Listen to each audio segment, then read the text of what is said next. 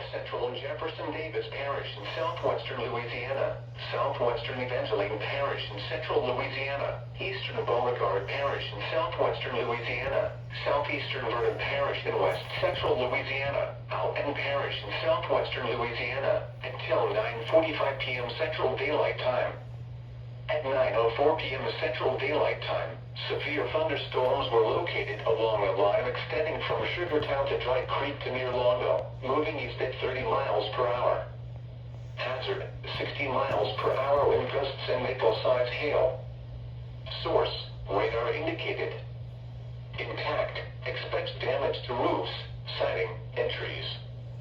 Locations impacted include Oakdale, Kinder, Oberlin, Elton, Elizabeth, Reeves, Dry Creek, Sugartown, Mitty, Grant, Longville, Harmony, Alton Parish Airport, LeBlanc, Beaver, Bond, and Bundy Lake.